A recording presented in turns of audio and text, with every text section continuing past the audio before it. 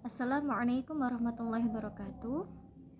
Perkenalkan, nama saya Laili Uimafirah, NIM 53020200006. Hari ini kita akan belajar tentang surah Al-Hasyr. Sebelum kita masuk ke dalam tafsir Al-Hasyr, kita lihat dulu bahwa surah Al-Hasyr adalah surat yang ada dalam Al-Quran, yang mana jumlahnya ada 24 ayat dan termasuk surah Madaniyah, atau surah yang turun sesudah Nabi hijrah ke kota Madinah. Dalam surah Al-Hasyr, Allah Subhanahu wa Ta'ala memberikan kita gambaran bagaimana kondisi orang-orang Yahudi kepada Rasulullah Sallallahu Alaihi Wasallam. Nah, dalam surah Al-Hasyr ini adalah kisah pengusiran Bani Nadir. Bahkan sahabat Ibnu Abbas radhiyallahu anha menamakan surah ini dengan surah Nadir. Ketika Rasulullah Sallallahu Alaihi Wasallam hijrah ke Madinah, hidup dengan banyak kaum, yaitu ada Yahudi, musyrik Madinah, ahlul kitab. Di antara kaum Yahudi ada banyak kabilah-kabilah besar seperti Bani Nadir yang memiliki pengikut yang sangat banyak. Ketika menetap di Madinah, mereka mengharapkan nabi terakhir diambil dari kaum mereka. Dulu kaum Yahudi Bani Qutaidah, Bani Nadir sering berselisih dengan Bani Aus dan Khazraj. Setelah tahu bahwa nabi terakhir itu dari bangsa Arab, mereka membenci Nabi Muhammad. Nah, ketika selesai perang Badar pada abad kedua Hijriah, mereka mulai membenci dan semakin percaya bahwa nabi terakhir adalah Nabi Muhammad. Nabi mengutus 70 sahabat untuk mengajarkan Al-Quran. Tetapi mereka semua dibunuh oleh kaum kafir yang sudah melakukan perjanjian dengan Rasulullah SAW, dan mereka itu berkhianat kepada Rasulullah. Itu adalah asbabun nuzul dari surah Al-Hasyr ayat 1-3. Nah, selanjutnya kita akan membacakan tafsiran dari surah Al-Hasyr ayat 1-3. Yang pertama, surah Al-Hasyr ayat 1 yang berbunyi, Bismillahirrahmanirrahim. Sabbahalillahi ma fis samawati wa ma fil ard wa huwal azizul hakim. Artinya, apa yang ada di langit dan apa yang ada di bumi bertasbih kepada Allah. Dialah yang maha perkasa lagi maha bijaksana. Nah, tafsiran ayat ini menerangkan bahwa telah bertasbih kepada Allah dan mengagungkan Allah segala yang ada di langit, yaitu bintang, bulan, planet, dan seluruh isi galaksi, dan apa yang ada di bumi, yaitu lautan, daratan, gunung, sungai, tumbuh-tumbuhan, hewan, dan lain-lain. Semuanya menyatakan kemahasucian Allah menurut caranya masing-masing, sedangkan manusia tidak memahami tasbih makhluk-makhluk tersebut. Dan pada akhir ayat ini ditegaskan bahwa Allah maha perkasa lagi maha bijaksana. Maksudnya, Allah pencipta semesta alam adalah zat maha perkasa. Tidak ada satu apapun yang dapat melanggar hukum dan ketetapannya. Barang siapa yang menentang dan melanggarnya akan merasakan akibatnya, baik secara langsung maupun tidak langsung. Kemudian tafsir ayat Al-Hasyr ayat kedua. Bismillahirrahmanirrahim. Huwallazi akhrajal ladzina kafaru min ahlil kitabi min diyarihim li awwalil harsh ma dhanantum an yakhruju wa dhannu annahum mani'atuhum husunuhum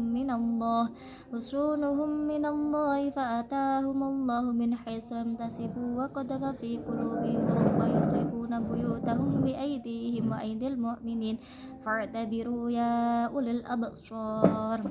Tafsiran Al-Hasyr ayat kedua ini, Allah menyatakan bahwa Dialah yang mengeluarkan dengan cara memerintahkan kepada Rasulullah Sallallahu Alaihi Wasallam untuk mengusir orang-orang kafir di antara ahli kitab, yakni kaum Yahudi, Bani Nadir, dan Bani Qurainuqa.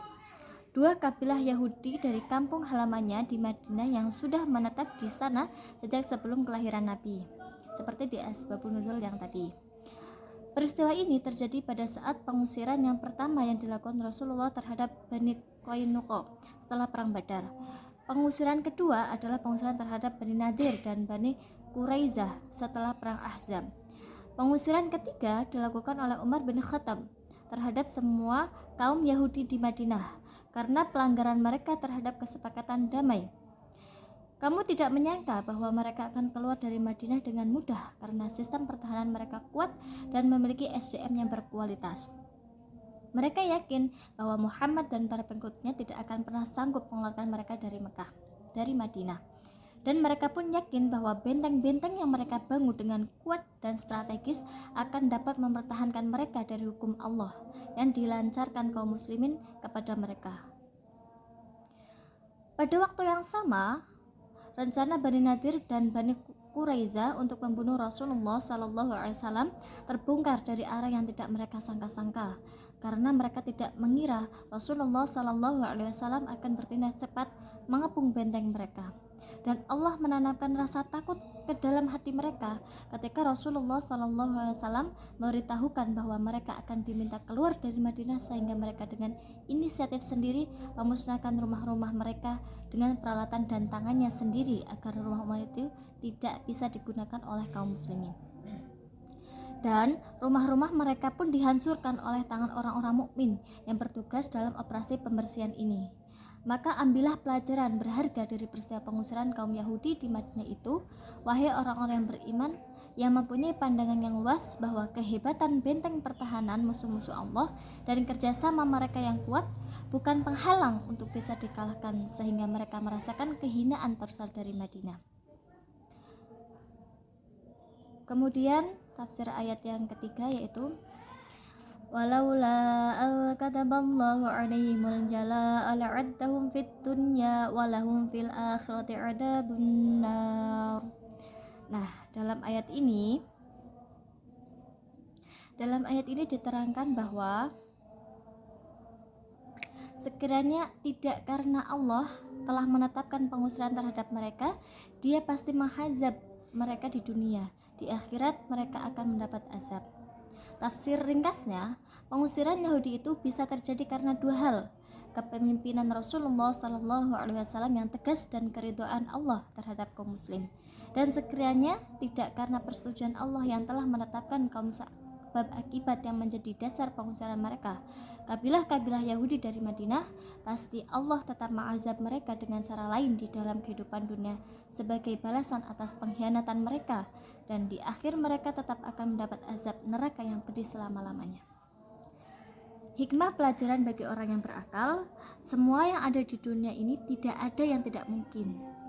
Jika Allah berkehendak, kita umat Islam harus baik sangka pada Allah.